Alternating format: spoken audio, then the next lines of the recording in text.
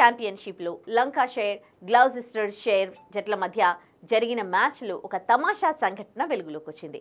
రెండు జట్ల మధ్య జరిగిన ఈ మ్యాచ్ సమయంలో లంకాషైర్ బ్యాటర్ టామ్ బెయిలీ జేబులో మొబైల్ ఫోన్తో మైదానంలోకి వచ్చాడు. ఈ సంఘటన తర్వాత మ్యాచ్ సమయంలో బ్యాటర్ మొబైల్ ఫోన్తో మైదానంలోకి ఎలా రాగలడని సోషల్ మీడియాలో అనేక రకాల కామెంట్లు వస్తూ ఉన్నాయి. అయితే కౌంటీ ఛాంపియన్షిప్లో లంకాషైర్ బ్యాటింగ్ చేసిన 114వ ఓవర్లో ఈ సంఘటన జరిగింది. 10వ స్థానంలో బ్యాటింగ్ చేయడానికి వచ్చిన టామ్ బెయిలీ జోష్ షా బౌలింగ్లో ఫైన్ లెగ్లో షాట్ ఆడాడు. ఇక టామ్ బెయిలీ మొదటి పరుగు పూర్తి చేయడానికి నాన్ స్ట్రైకర్ ఎండ్కు చేరుకున్నప్పుడు అతని జేబులో నుంచి మొబైల్ ఫోన్ కింద పడింది. అయితే టామ్ బెయిలీ మొబైల్ ఫోన్ను గ్రౌండ్లోకి తీసుకురావడం ప్రస్తుతం చర్చనీయాంశంగా మారింది. ఫోన్ను తమ వద్ద ఉంచుకోవడానికి అంపైర్ను అనుమతి అడిగాడా లేదా అనే ప్రశ్న కూడా తలెత్తుతోంది. ఈ సంఘటనను ఐసీసీకి నివేదించే అవకాశాలున్నాయి. అయితే ఐసీసీ ఇలాంటి సంఘటనలను నిశితంగా గమనిస్తుంది.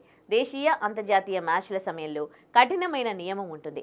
ఏ ఆటగాడు కూడా మ్యాచ్ సమయంలో కమ్యూనికేషన్ కోసం ఉపయోగించే ఏ గ్యాడ్జెట్ను తనతో తీసుకెళ్లకూడదు. ముఖ్యంగా మొబైల్ ఫోన్లను ఆటగాళ్లు బస్సు దిగిన వెంటనే డిపాజిట్ చేస్తారు లేదా లాకర్లో ఉంచుతారు.